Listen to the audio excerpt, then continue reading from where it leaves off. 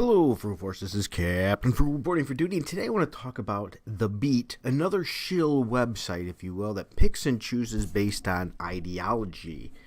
And I've had issues with this website in the past, and I've mentioned it one of the times. In fact, they were twisting statistics, and the response I received from one of their writers was pretty much that I was just a hater, even though they completely misconstrued the stats. Excuse me about the cough. But today I want to talk about this here. Box office Shazam leads another disappointing weekend as Hellboy bombs, because in their minds, unless it is Captain Marvel right now, it has to be a failure. So we look at this here, and here we go. We're going to move on down here. Here we go. Welcome to the Beats Weekend Box Office Recap. It says it was another pathetically sad weekend at the box office as most of the new movies failed to meet even their lowest expectations, which is not true right off the bat. Only one movie made more than $20 million this weekend, and all but one returning movie dropped 50% or more from the last weekend. What is going on, North America? Did you actually find better things to do than go to the movies this weekend? At least on the East Coast, whether it was super nice on Saturday and Sunday, possibly contributing to the lack of moviegoers. Bad reviews also didn't help matters, which is not also entirely true. Now, it says as it happens, and here's where the big part is wrong. New Line Shazam remained number one for the second weekend in a row, which is true, with the $25.1 million, down 53% opening from the weekend, bringing its total to $94.9 million. Now, here's the thing. They just said that was bad, that was terrible. That's not actually unusual. The drop is usually in the 40s to 55% range. And traditionally on the second week, if it drops 60% or more, then they project that the movie's not going to do very well from there on out. So actually, Shazam did quite well there. Not nothing super, but also it's meeting its expectations.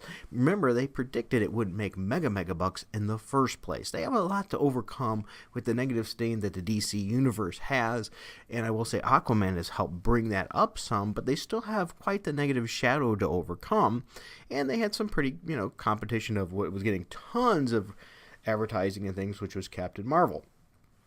Now, so therefore it says with the $163.9 million grossed overseas, including $35.9 million this weekend, Shazam has probably already made back its $100 million production budget before Avengers Endgame opens in 2 weeks. And yes, it has. But there's my point. Once again, they call that a bomb, which no, it was not. It was meeting projections of what they expected it to make. It's funny how they want to say everything is a bomb, but they want to rant and rave about Captain Marvel. That's their reverse way of doing it. Rather than speaking praise about Captain Marvel, they will downplay everything else. It talks about the second movie here, all right, which I'm not going to go into. And here we go. Hellboy, as was talking about, was expected to be the biggest movie of the weekend. Lionsgate Hellboy, starring, and I'm not going to go over all the names, ended up bombing even worse than expected. Opening in third place with an estimated $12 million and blah, blah, blah in theaters. And I will say it did not do as well as expected. That is true.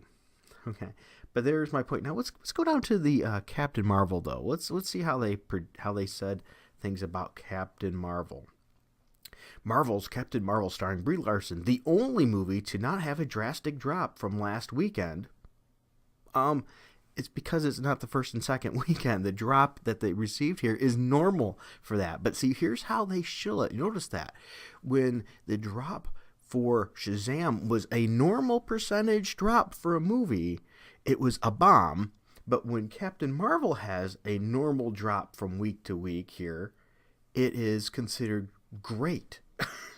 So it says it took in $8.6 million its sixth weekend, down just 31%, and closing on $400 million with domestic 86.5. But it's going to need a push with Avengers Endgame opening in 2 weeks. It's been getting a push. That's the only reason it did as well as it did, is because of the Marvel Cinematic Universe push. Let's be honest there.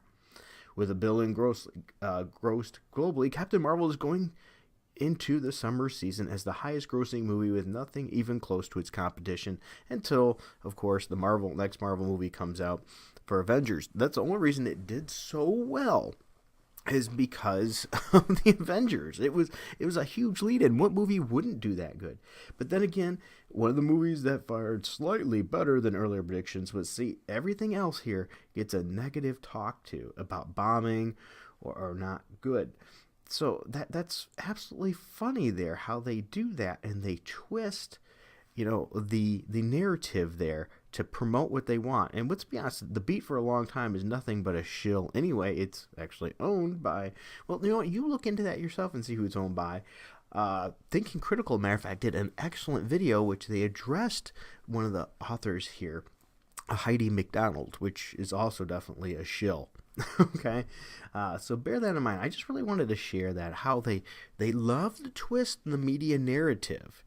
Absolutely, and I've seen this with them before. So remember, a normal drop is a bomb to them. Unless it was Captain Marvel, then it was just fine, even though it had a normal drop as well. Very, very interesting. Oh well, that's my thoughts. I'm interested to hear what your thoughts are on the Beat. Have you ever trusted this website, or have you also found it to be very problematic as well? All right. Well, hope you enjoyed this video. Please be sure to hit like, subscribe, hit that notifications bell. If you don't mind, give it a thumbs up. Help this in the metrics. If you want to help out our channel, we have two ways down below. We have one where you can click the Streamlabs link. You can go through, and it gives me a one-time donation, or you can go through our Patreon, and join our Patreon for as little as $1 a month, where you'll get exclusive videos, exclusive letters on occasion, and get entered in for just random Frugal Force gifts. All right. Well, thank you for watching, and until next time, keep it